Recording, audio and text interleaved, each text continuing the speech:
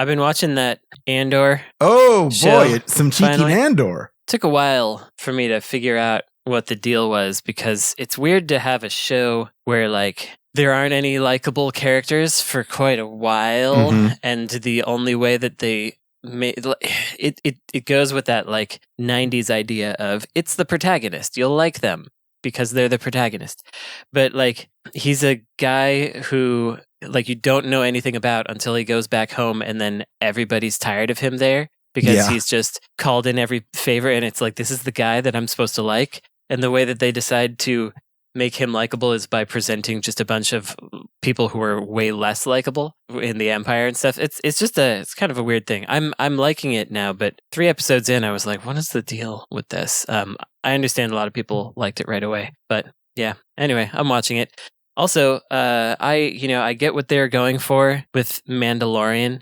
But as far as I could tell, wasn't the DeLorean already marketed toward men? They didn't need to make... Thanks, Brandon. That was an elaborate setup for that joke.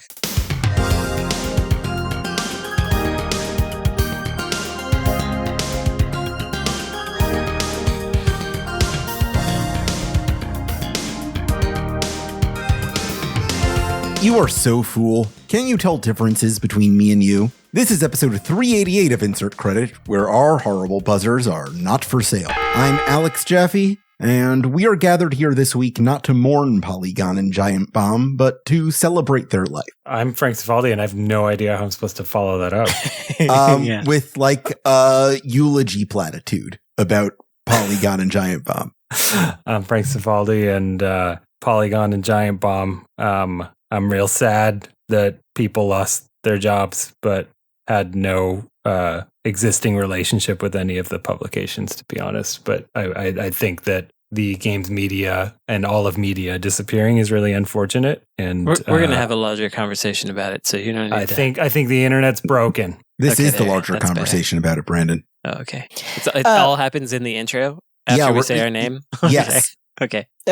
My name is Ash Parrish, and to piggyback off of Alex Jaffe quoting Marcus Aurelius, no, not Marcus Aurelius, Jesus Christ, I forget his name. Mark Antony? Mark Antony, thank you, who said, I come not to praise Caesar, but to bury him. Venture capital delenda est. So if you're up on your Roman history, you should know what that means. Nice. I'm Brandon Sheffield, and while I was complaining, I didn't think of anything. Well, Brandon, now's a good time to share your feelings. In the past, 24 hours, 2 of the last video game websites that people know got their shit utterly wrecked by venture capitalism. Yeah, so if people don't know what happened, the short versions are Polygon got sold and everyone was laid off. I never thought Michael McWhirter would be looking for a job. Yeah. But that's what's occurring. Everyone got laid off except for 2 people at Polygon, as far as I know.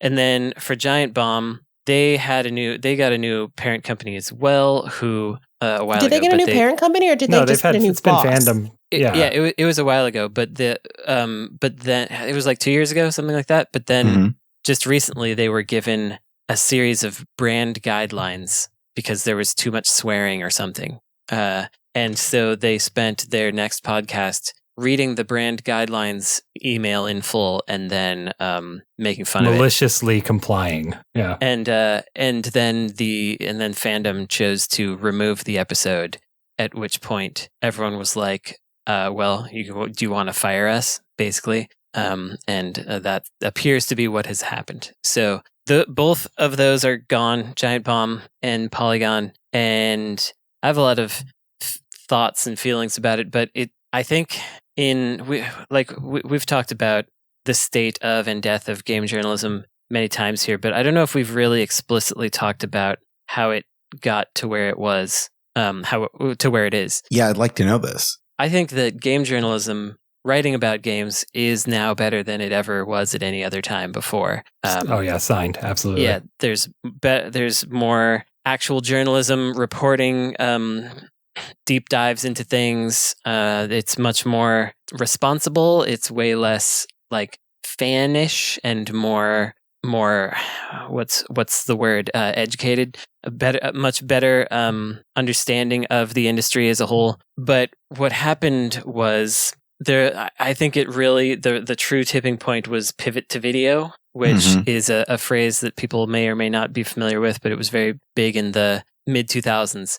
Basically, there was a push to make all content video content across journalism. It happened faster with games than with other legacy media. And this was based on reports by Facebook, which were falsified, and they were later sued successfully for, and they lost, but stating that videos were much more engaging to users than static web content. And because of that, all of the advertising dollars left the static websites and went toward video, which essentially was throwing advertising dollars down into a pit. And so when advertising dollars no longer basically worked at all, there was no possibility really of revenue for a big website. And even before that, it started with magazines going away and that yielding to websites. But I think that was actually an actual consumer shift where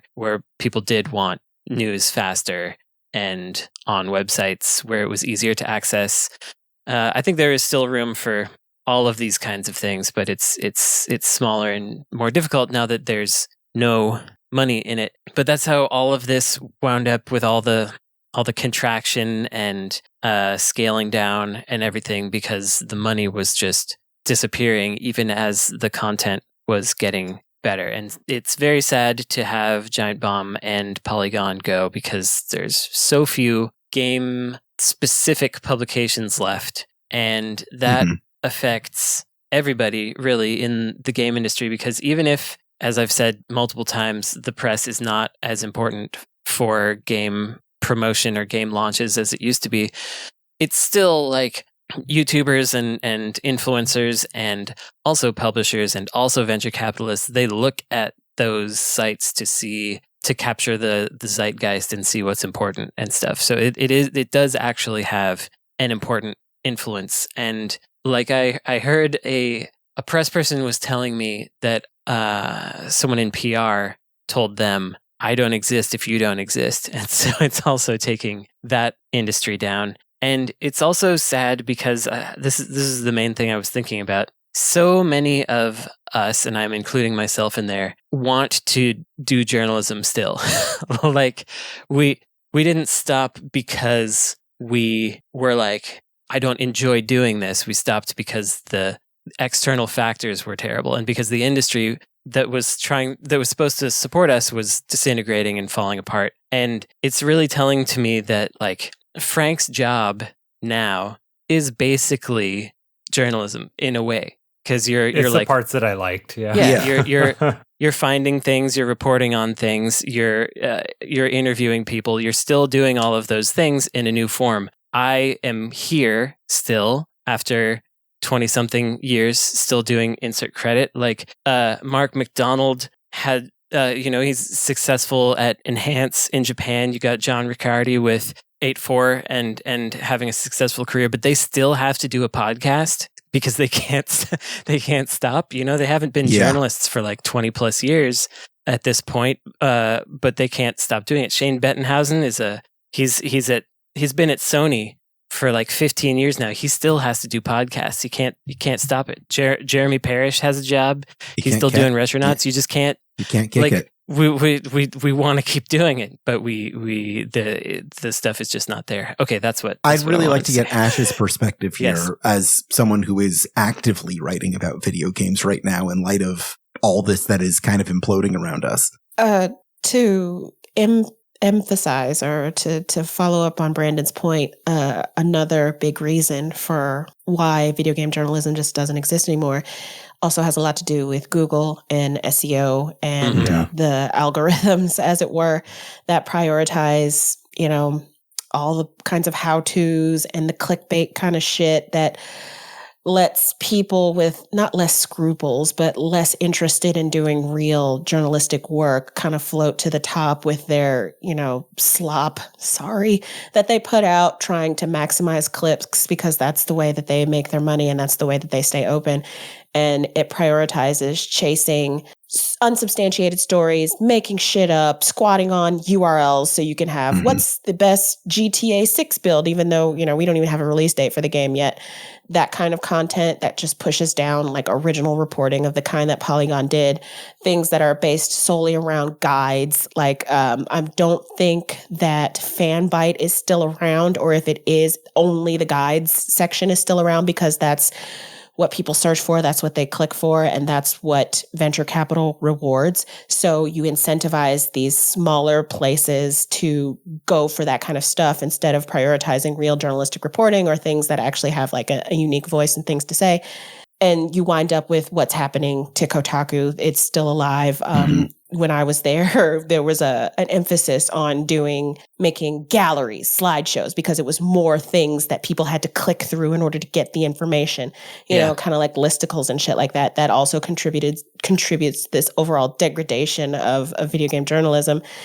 And it's devastating. Like The Verge is part of Vox Media, which is also part of Polygon. And we woke up, I didn't wake up, I was already up, but, it came down the Slack channel like, this is happening. And we're like, what the fuck? It felt like a bomb. And then after it was a bomb, it felt like something had died, because it kind of did die. And to make matters worse, like Polygon isn't dead, quote unquote. It got sold to Valnet, which if you do a cursory Google search of Valnet and click on the news tab, you can see all kinds of reporting about what a shitty place to work that is, and the way that they organize their newsrooms, and the way that they prioritize content, and the way they don't pay their contributors and their writers. It's like, yeah, Polygon is still around technically, but it's like the people who remain at The Verge, who are looking at this, and other video game journalists are like, this is like selling your mother to be chopped up for parts. Yeah. Because we know what they're going to do to Polygon. They're going to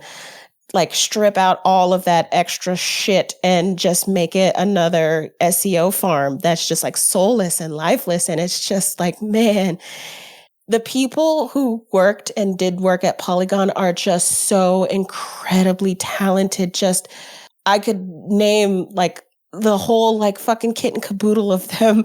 And, not to, like, they all deserve more than me, I think I would say, to have like the job that I have, like, because they do such good work and they're such good reporters. And it's just a fucking tragedy that they cannot make a living doing that good work anymore, because we live in a capitalist hellspace.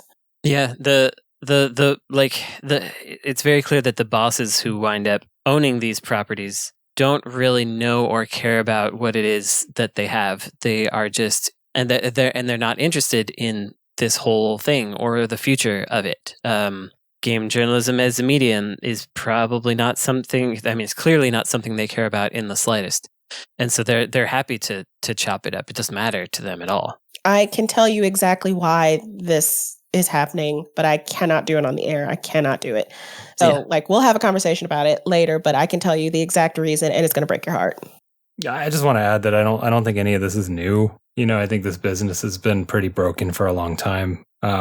Like not my last job, but I was at 1UP in, I don't know, like 2010 or something like that, and the entire business was click driven. It was 100%. It was just like ad impressions, and the actual business that I was sort of assigned to generate was just as many clicks as possible, kind of at any cost. And even then, it was very broken. Like I hit our numbers, but the way that I did it was that this 2-page feature became a 10-page feature. And also, even then, this is like 15 years ago. The way that we got traffic on the internet was we paid a guy who was good at gaming the system at Dig, because Dig was still where links came from at the time. It was a Reddit competitor. It was that broken that long ago, and all of this sucks, and all of it, is close to home. But I don't think any of this, unless I'm missing something, is games.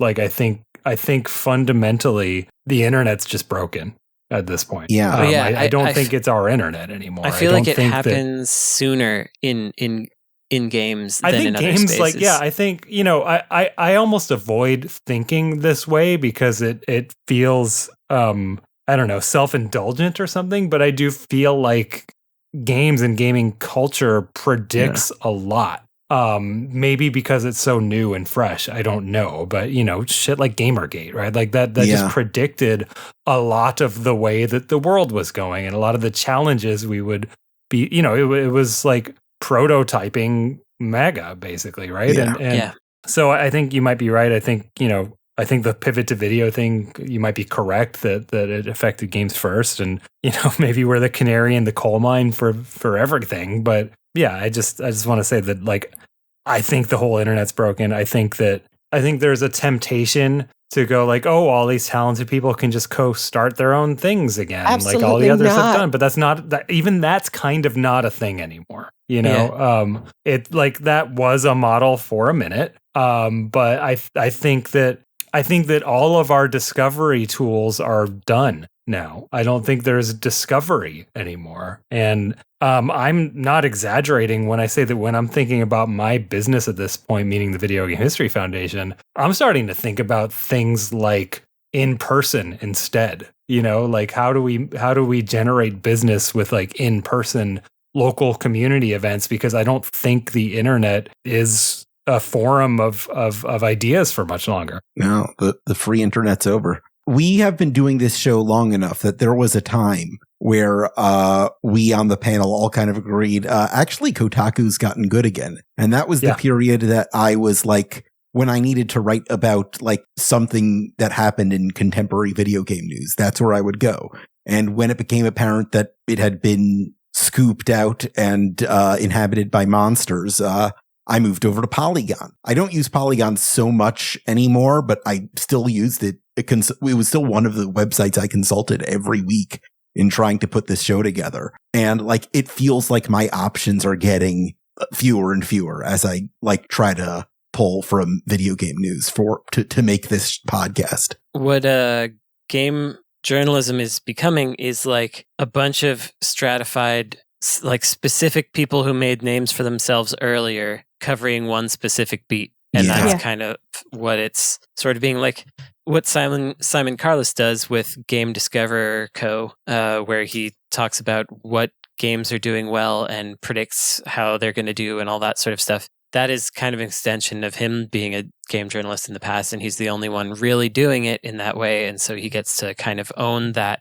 section. But that there's only room for one of those, and it's not on a catch-all website. It's on his like Substack and whatever. It's I don't know. It's a weird time, and it's hard to imagine that there's going to be soon possibly nobody to report on the things that happen, which only once again benefits the people at the top of things. Well, I think if there's I don't even want to say bright side, but if there's a theoretical bright side, maybe it's that this might just be a reset of the whole business. Like I don't think that the sponsored YouTube trash model is something that survives either. I think that that sort of like lowest common denominator content is something that almost relies on there being an alternative, because and all of those people, not all, but those influencers, where do they go to like make their hot takes with their big exaggerated thumbnails? What do they react They to? rely on reporting in order to support that. It's all they have nothing to cannibalize now. I don't think, like I said this on the show before, like AI is not going to take over because AI harvests humans, and if there's no humans to harvest, there's no AI. So I do think that zooming like way the heck out, I think that the publishing industry is kind of like resetting, and it might take years until like people figure out a business model again that makes sense. But like I think that these things go in cycles, and that thoughtful writing and criticism about games will probably make business sense again someday. But right now we're just kind of sense. I can't really figure out when or how a model comes back that makes it make sense, unfortunately, for a bit. I mean, obviously, if I could figure that out, I would. Well, yeah, if you could figure that out, we'd all be rich. I'm just saying we're in a transition period, and like it will get figured out. I think it's possible that it won't. I think it's possible that we will wind up in a state where we just kind of don't know things. We just not from an official source. We just have a bunch of hearsay on social media and whisper network stuff. And we just don't have a hub for criticism or journalism, or perhaps even like I don't know where the future of games as a medium is either. Like, it will in 10 years it just be Fortnite and Roblox. I think that's possible.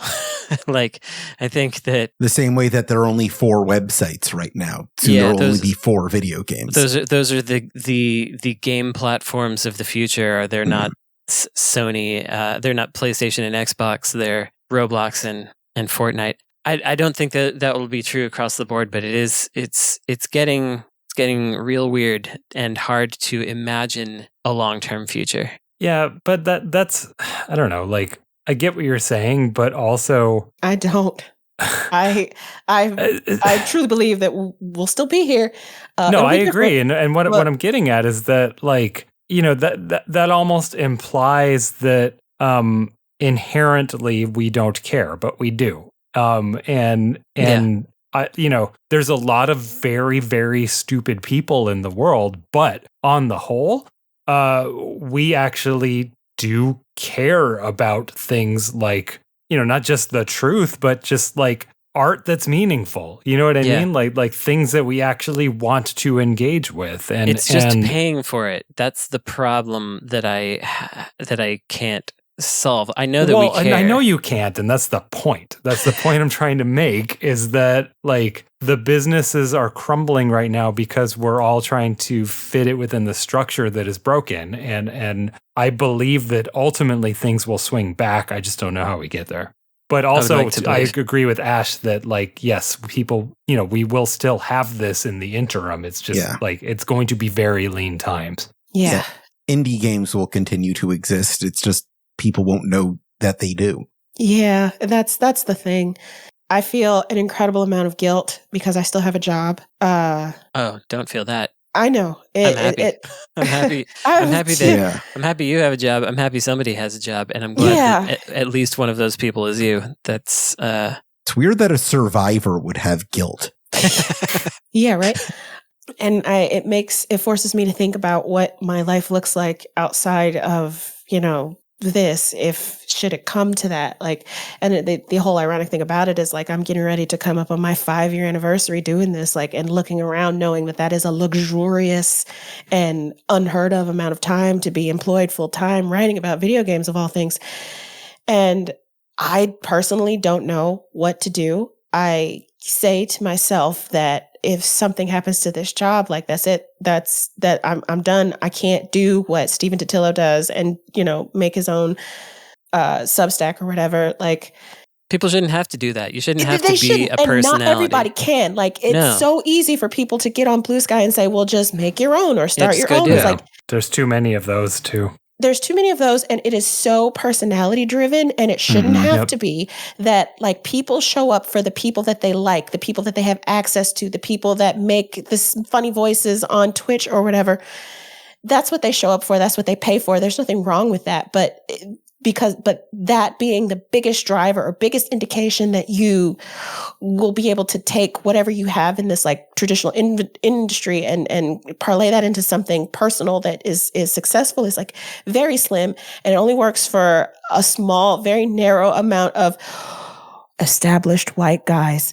That is just, it's just not an option. Like, I can try it, and if something did happen to me, I would try it just because as a last shot. But it's like, I'm not cut for that. I'm not built for that. I like to do the writing that I've been doing these last 5 years. I don't have that kind of bandwidth to do Twitch streams or to, like, hope and pray. Also, it's another job on top of doing the job, because the job of journalism and the job of, you know, hustling and entertaining and all of that, that's a separate job. Like, most of journalism is, like, looking at databases and fact checking things and just doing boring stuff to make sure that you get things right, and that's totally different from being like, look at me. Not that people shouldn't do that. I mean, but not that there's anything wrong with that. Yeah, exactly. It's just that it's a non-starter. Like that shouldn't be the only way that job happens. Basically, like that's not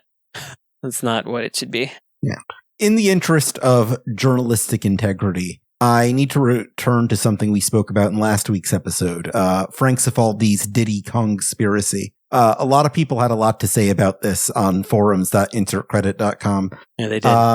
If you look at the footage that we have of Donkey Kong Bonanza, there is no Diddy, but there is clear evidence of both Cranky Kong and Rambi the Rhino. So if there is erasure happening, it's not Rare as a whole. It's to Diddy specifically. But perhaps you didn't see today that someone noted that Diddy Kong is also in the Mario movie.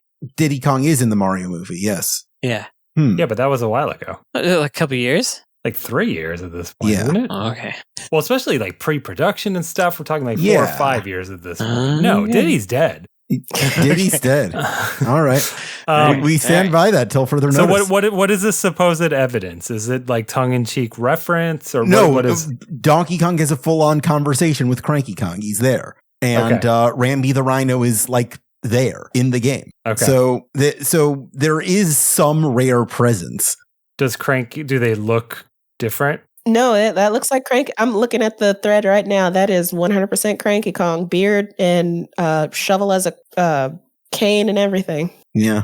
Looking all ape Scrooge McDuck. It's fun for me to comment on this because I refuse to learn anything about Donkey Kong. I have no idea what we're talking about this whole time.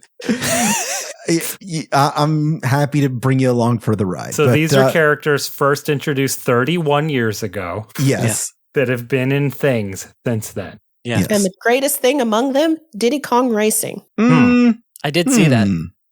I watched my stepbrother play it. He flew through an archway. I remember that flying through an archway thing. He kept bonking into it. It wasn't bad. Yeah, so I think it's possible that, sure, like maybe Diddy's a NPC or something like that, but I would still say that we are transitioning away from the era of Rare's take on the franchise. Of Kong family.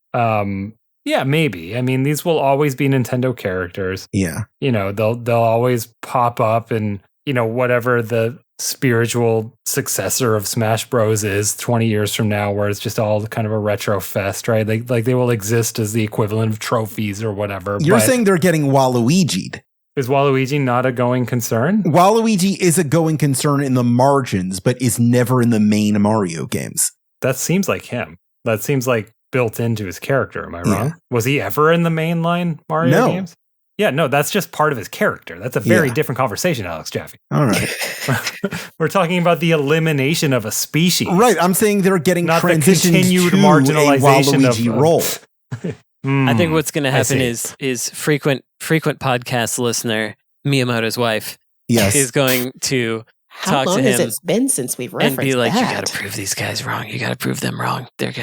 You got to do a Diddy and a Cranky, and you got to put all those Kongs in a thing. Just show them up. Just do it. That's what's going to happen. Yeah. All right. That's all I want. We'll give you more as this news develops, the serious journalists as we are. Let's take a quick break because that was a long conversation we had about the death of video game journalism. We'll be right back after we all go to the bathroom.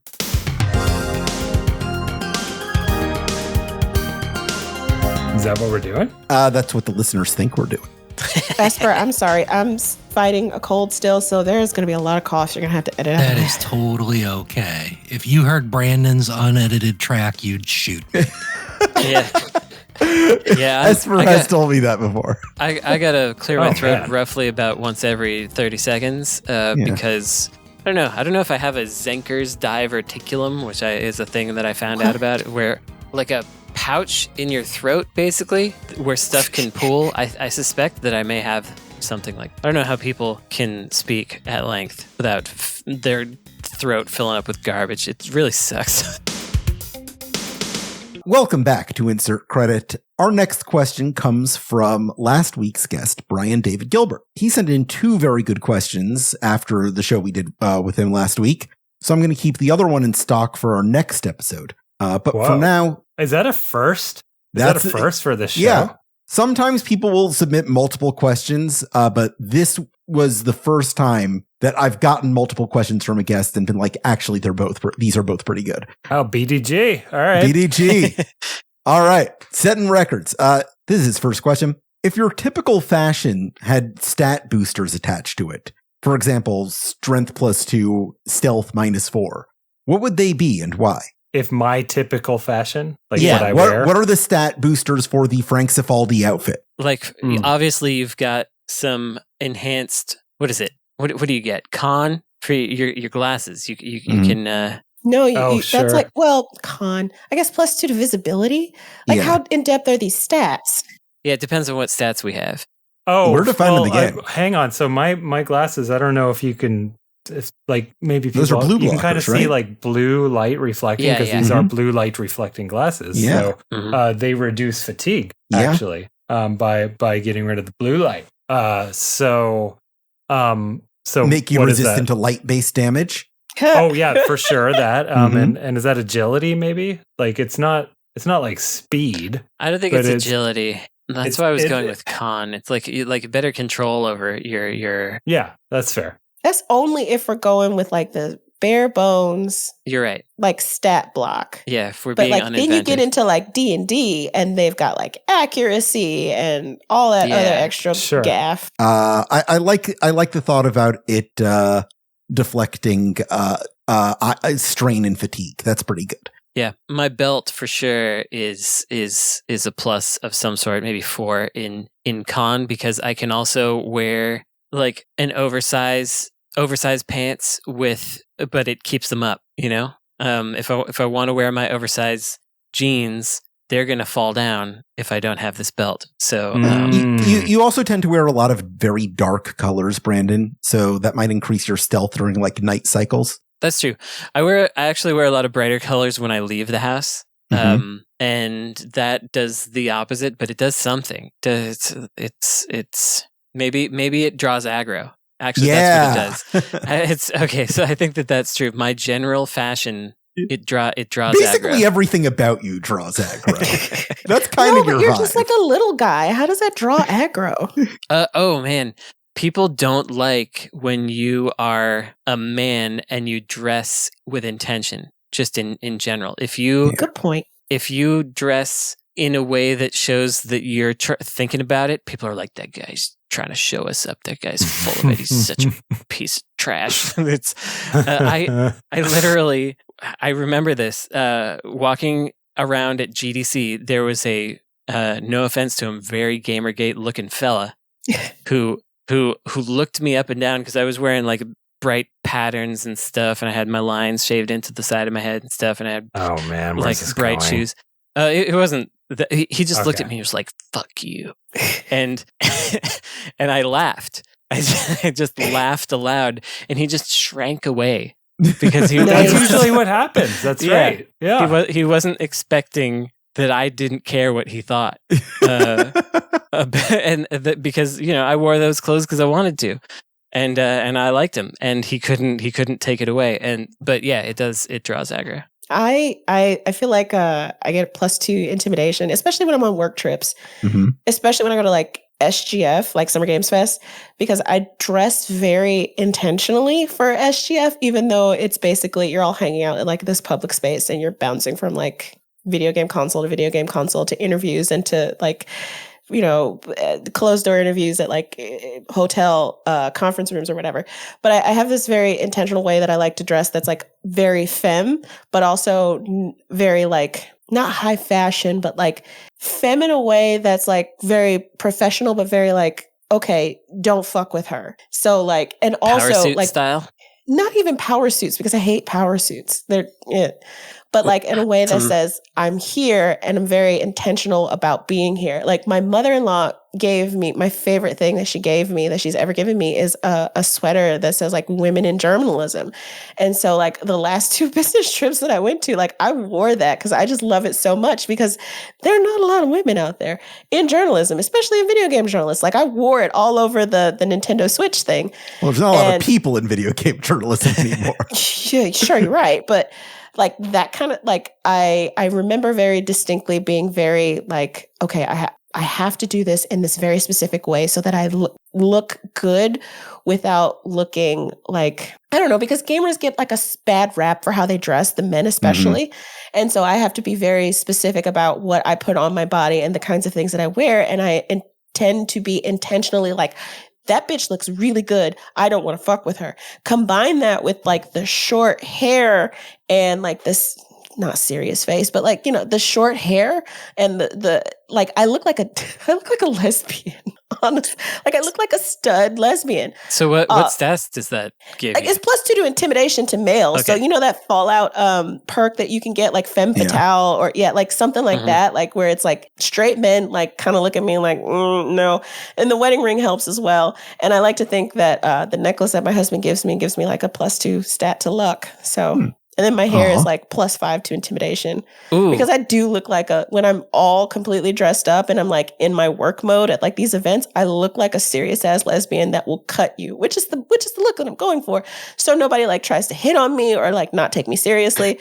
So that's how I would stat block my clothes. So the question was like typical fashion, right? And my actual typical fashion that you guys don't normally see is I've invested in 9 identical, slightly oversized white T-shirts from Costco, and a pair of jeans that does not require a belt, and yet is comfortable. And that is my typical if I'm not seeing anyone fashion. So I don't know what an RPG stat for comfort. That's like a +10 to constitution because you're like that's so probably comfy. it. Yeah. I'm just always comfy. And this isn't typical like I wear it every day, but it's typical for my trips. I forget if I've said that I always wear a Sonic shirt when I take a flight now. Have I told you this? So I do this because it literally has given me luck. Because it first started when I left my passport on a plane and I caught up with the flight crew. Like it fell out of my jacket pocket and I caught up with the flight crew and they were like, oh, just go back and get it. Which it turns out is like illegal. It's like incredibly bad for you to try to go back on the plane. I just went back there and I opened up the door and the cleaning guy was like, oh my God, you can't be here. Like you opened the door to the plane? I opened the door to the gate to the plane. Yeah, which I could just do, it turned out.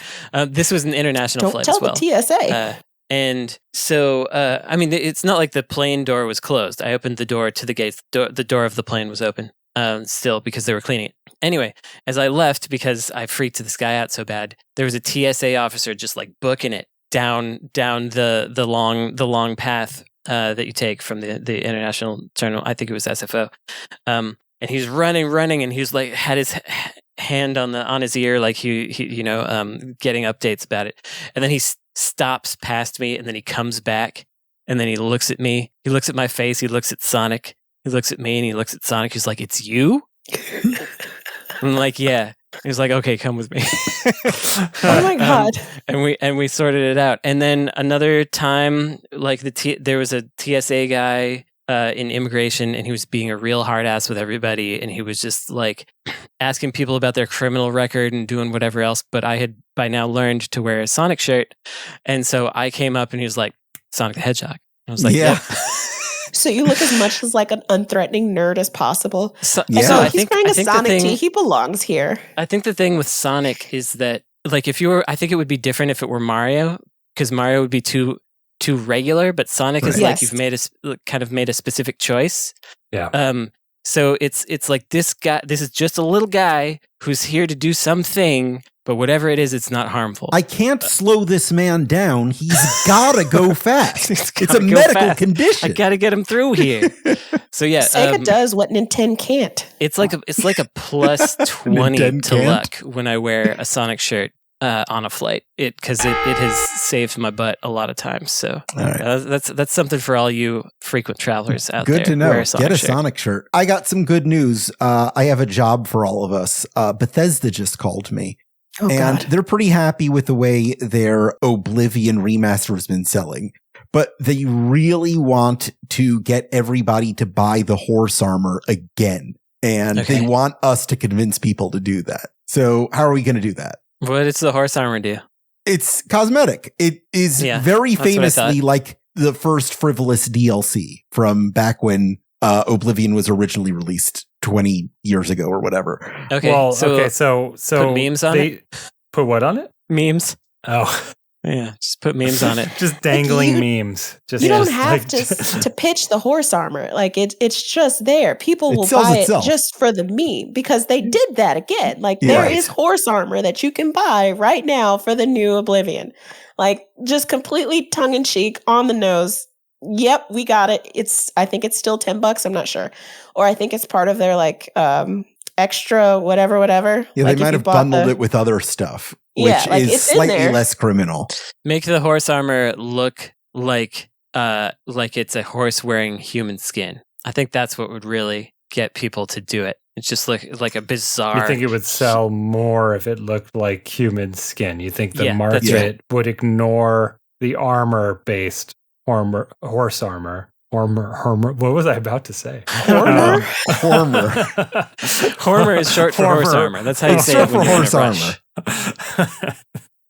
and they would prefer the skin based. Yeah. Yeah, I think that if it looked like a bizarre stretched out human being whose face was like stretched out like this and it wouldn't just be appealing to Brandon Sheffield, it would sell more. I think it would sell more.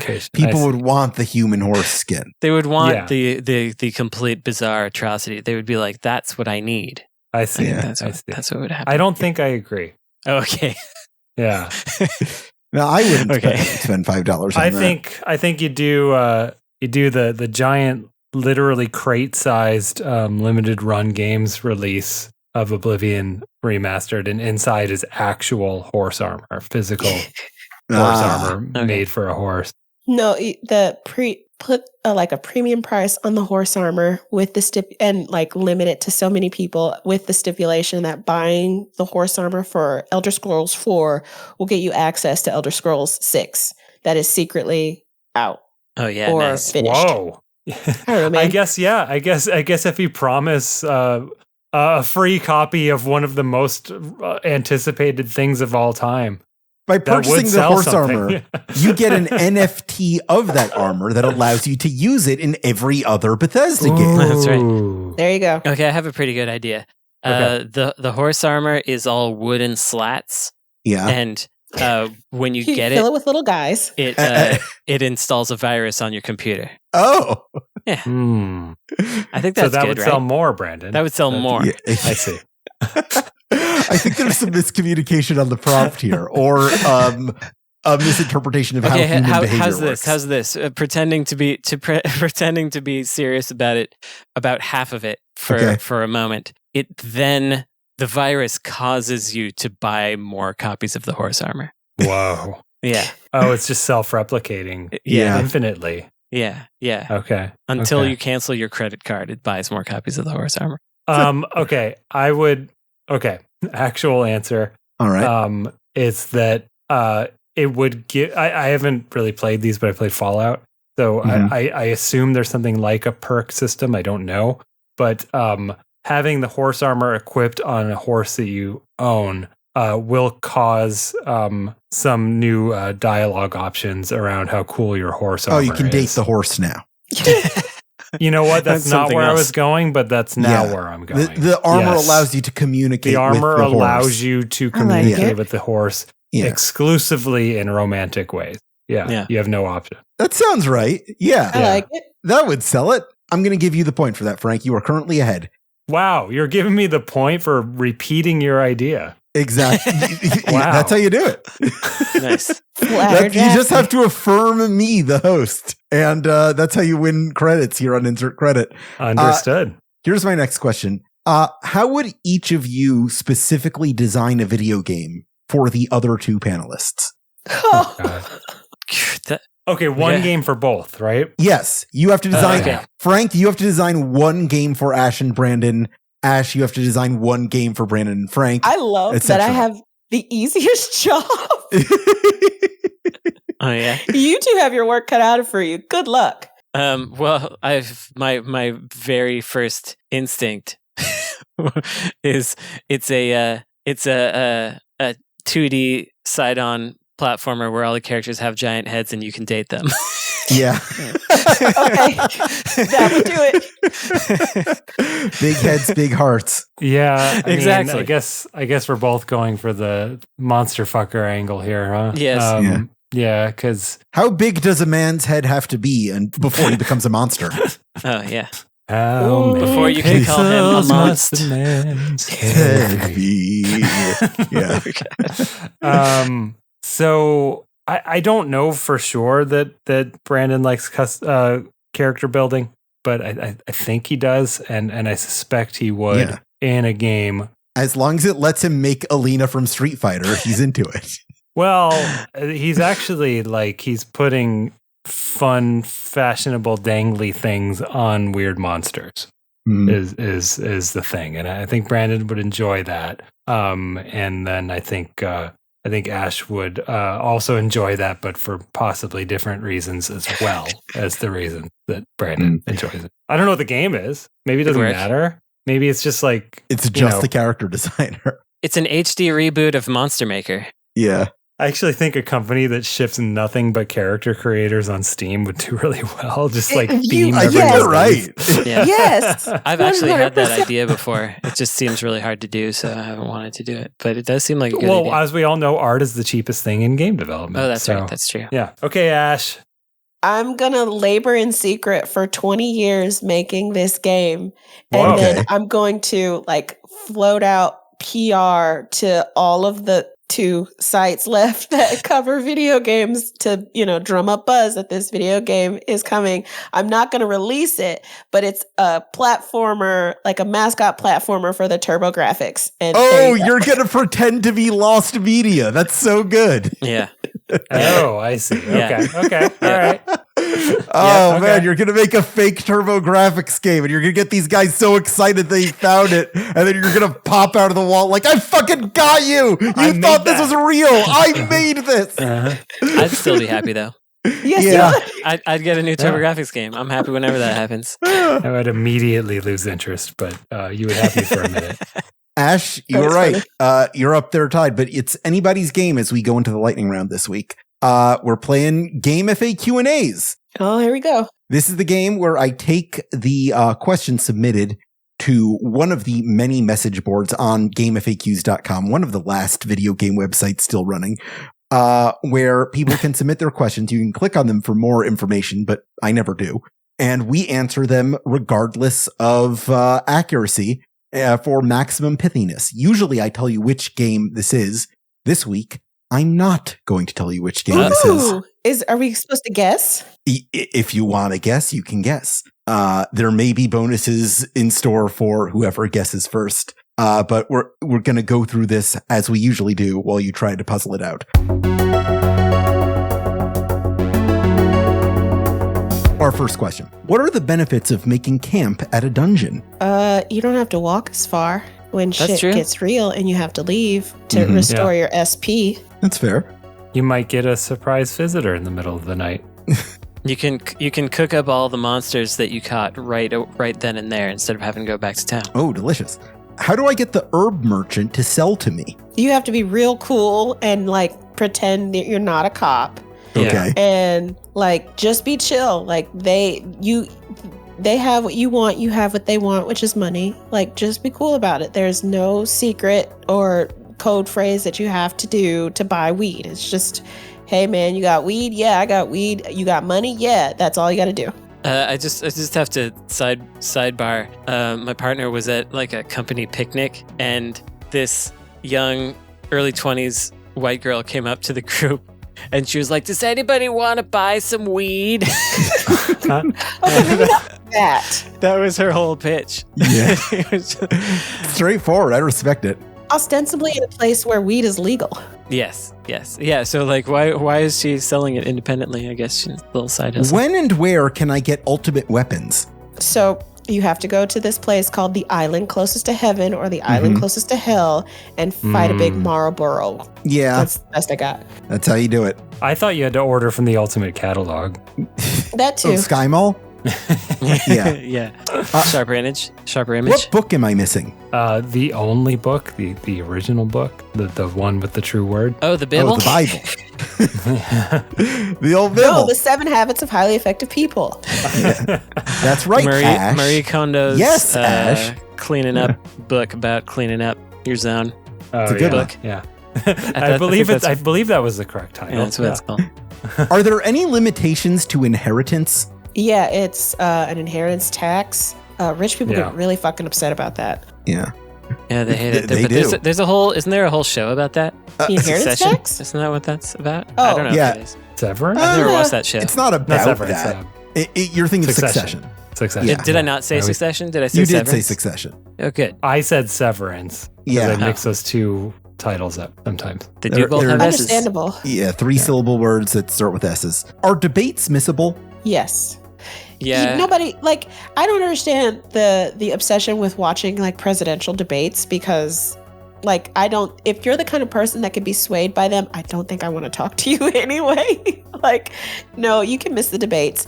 There's nothing Yeah. going to be revealed there that you didn't already know about the candidates. Like, just no.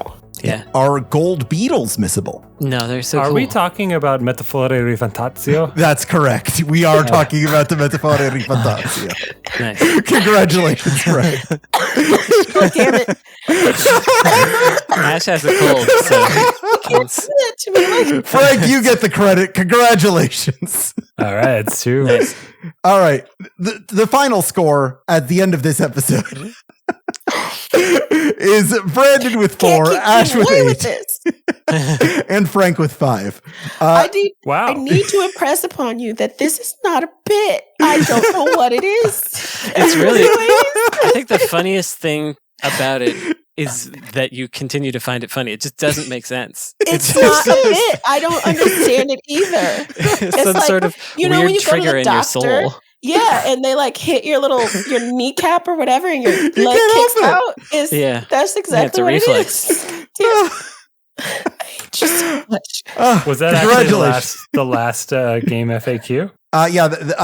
Once you get it, that's it. There's no point asking the rest of them. You Okay. caught the secret point of the game, which was to kill Ash Parrish. Congratulations, everybody. Does anyone want to spend their credits, or do you want to sit on them some more? On what? Yeah, remind us what we can spend. our Ash, you credits have on. enough credits if you want to propose a list episode or even host your own episode of the show. You How got much enough would for that. Cost me. You've got 8 credits. It would cost 6 to propose a list episode, 8 to just make your own show from scratch. I thought that was 10, but No, it's 8. okay. What's the Cool. one where I can make you play a video game? 4. 4. Ooh, okay. Yeah. Yeah. Everyone has that much. Brandon, you have 4. Frank, you have 5. Any of you could make us play a video game at any point. I had a really good question that I was going to ask, but I thought of it while I was driving in the car, and now all I can remember is that I had a really good question. Oh my god. Well, if you want to send us a voice memo at some point, maybe we could do It might come an back. asynchronous special like we've done in the past, where we all independently answer that question. I'm going to spend my credits to make you guys play a video game, but I don't want to. Well, maybe now is the time to do it because we're all going to be like out doing our different things Yeah. because we're all busy individuals. Whenever you want. Whenever you want. You got plenty of time to think about it. The credits do not expire. Yeah, Good. you could do it now. You can do 2 because you Yeah, have you enough. could make us play 2 video You games. got if enough you No, credits want for to. stop 2. trying to make me burn all of my credits at once. Yeah. I like the All little right. dragon sword. Does anyone have any recommendations? Yeah, I got some. Oh, right. I'm gonna, just in case anybody wants to hear some like nice music from the Philippines, because here's some Filipino joy instead of because of what happened in Vancouver. I don't know if Mhm. y'all heard about that, but Yeah. There's a song called Eine Kleine Bang Bang Music by Ivy Hill, which is some like fun indie rock. And the vocalist is someone called Displaced. So you can also check them out on SoundCloud. They're usually a shoegaze artist. Pretty good. I'll send those links to Esper later because it might be hard to look up. I'm going to recommend The Seventh Curse, which is a Hong Kong horror action hybrid genre film with a whole lot of nonsense in it. If you love practical effects, big time nonsense, bunch of weird stuff happening, fantastical explosion, martial arts, jumping around, check out Seventh Curse. It's pitched as a Chow Yun-Fat movie. He's in it. They probably had him for like 3 days. He was like barely there, but he is in it. He's present. It's a fun movie. Check that out. Lastly, I'm going to recommend a video game, which I realize that I haven't been recommending video games because I worry that I'm going to repeat myself in the Game of the Year episodes and stuff. But you probably don't want to only hear me talk about video games once a year. Yeah. So I'm You going don't have to sit on that. I'm going to start mentioning them. I'm going to recommend Promise Mascot Agency because Hell I feel yeah. like it came out the same day as Blueprints, which I feel like took a lot of the air out of the discussion zone for Promise Mascot Agency, which is a very different kind of game. It's about exploring an island and running a mascot agency and With a severed pinky. With a severed pinky as your confidant. And the main player character is a disgraced Yakuza played by Kazuma Kiryu himself. The voice actor Takaya Kuroda is the voice actor. I feel like I haven't heard enough people talk about that or mention that, but it is true. It stars him. Driving around, frankly, does not feel very good. However, but it's a little K truck. It's so cute. It's a little K truck. It's cute, but it's also not that fun to drive. But it is fun to explore the island, and the characters are all fun and cool, and the vibes are interesting and weird. And it's a very insert credit kind of a video game. It's imperfect, has a lot of heart, really trying for things. I recommend it. I've played it for the last 2 nights and I'm 8 hours in. So if that tells you anything, the end. Goodbye. Pretty good. Okay. I'm going to put on my journalist hat and make some recommendations.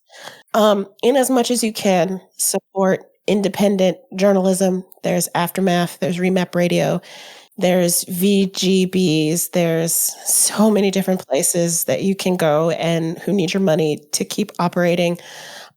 Support dependent media as well. Like that's how we keep the people at Aftermath and all those small indie places can only do so much. They don't have the ability to reach for like the big press events like Summer Games Fest and stuff like that because they're just not big enough to send people unless they already live there for things like that. And that's where, traditional journalism comes in and fills that hole. So wherever you like writers, go out and find them, patronize them. If you can't do it with money, do it with your eyeballs. Tell your friends, tell their bosses if you like somebody, like, hey, like I like this person, you should keep them employed. Yeah, that sounds a bit self-serving because it kind of is. It's just important. And there's only so much that even that will do because at the end of the day, we're still a line item on a spreadsheet. And if they determine that line item doesn't make the number go up in the way that they like, that's it. But, it helps. So every little bit helps. And yeah, support good journalism where you can, however you can, because it matters. Agreed. Yeah. Frank? I was trying to think of how to draft off of that and maybe recommend more specific stuff. Nothing in particular is coming to mind, but I kind of like where Ash was going with support dependent media. And I want to maybe extend that to like if there's even like a YouTube essayist or something that does respectable work that you really like. This is such a really small, simple thing to do. Just remember to watch their stuff. You know what I mean? Like start actually like. I don't know. I'm trying to put in a little bit more of an effort just to consume smart media, Correct. Because that's getting harder to do. Yes. And whatever's left out there that, maybe already appeals to you or is a subscription you forgot about or something. Like, just read it, watch it, whatever. Like, actually sort of start Share it. Share it for sure. But I guess what I'm saying is if you haven't been sort of training that muscle in a while, just the easy thing to do is just like start, reading those newsletters you never open, stuff like that. Like, actually not just support people, but, give yourself a reason to, right? Like, actually engage with the media and honestly, comment and subscribe. But you know what I mean? But honestly, like it really helps. It actually does help. Even when I don't count us among the media, but just as an anecdote, like when I put up a YouTube video, like we just recently did with the foundation, like I live off those comments because it doesn't pay us money. It's actually a really nice thing to do, just to encourage people to make smart media. In fact, very relevant to what we've been talking about. The last episode of the Video Game History Hour with Phil Salvador, he sat down with two people from Polygon, Clayton Ashley and Simone de Rochefort. Released yesterday as of this recording. Once again, Frank Cifaldi excusing himself from a recording with Simone. I don't know what that's about. They've never been on a recording together. Are they the same person? I'm not saying that. I'm saying maybe it's a matter-antimatter situation where like there might be some kind of volatile explosion. I've been reading I don't want to test Silver it. Age comics. Yeah. But I wanted to continue off that and say that even for those of us that feel like we are media savvy and have or perhaps especially for us, those of us that feel like we have the shape of the industry in our mind or understand what games are or how they are, it's easy to get complacent and stuck and not and think that you know all the things already and stop consuming new media and gaining new perspectives. And it's very important to continue to get new perspectives and see where people are coming from and understand what people's motivations are and all of that stuff. And if you don't read the news or meet with like if you're not actively meeting with people from different walks of life in games and stuff, then you got to at least read about it. Yeah, it's why I spend 2 hours every morning on Truth Social. Oh, God. Yeah, let's get out of this episode right now. There's some perspectives we don't need, but I'd like to give a quick shout out to my other podcast, DC Action News. Ash Parrish was on this most recent episode as one of the citizens of Gotham City, answering the question of whether ACAB includes Batman. Go ahead and give it a listen. I'm very proud of it. It's an improv/comedy/comic book news show that I take a lot of pride in putting together. I'd like to recommend that that thing that Frank said about rating and reviewing stuff. That works for us too. You can do that for us. It really helps us. Do that on iTunes. Do that on YouTube. Do that on Spotify. Wherever you can do it. You can also support us directly with your contributions to patreon.com/insertcredit. Or sponsor an episode with an advertisement or personal message, or your own horrible buzzer at show@insertcredit.com. You could also join our community at forums.insertcredit.com to weigh in on the Diddy Kong conspiracy, or find us on youtube.com/insertcreditshow. Wishlist Demon School. Subscribe to The Verge. It's the one site we have left. And listen to the Video Game History Hour. There's like 130 of those. You're going to have yourself a time. This episode is edited by Esper Quinn, with music by Kurt Feldman. I'm Alex Jaffe. I'm Frank Cifaldi. I'm Ash Parrish. I'm Brandon Sheffield. And your game has now been saved.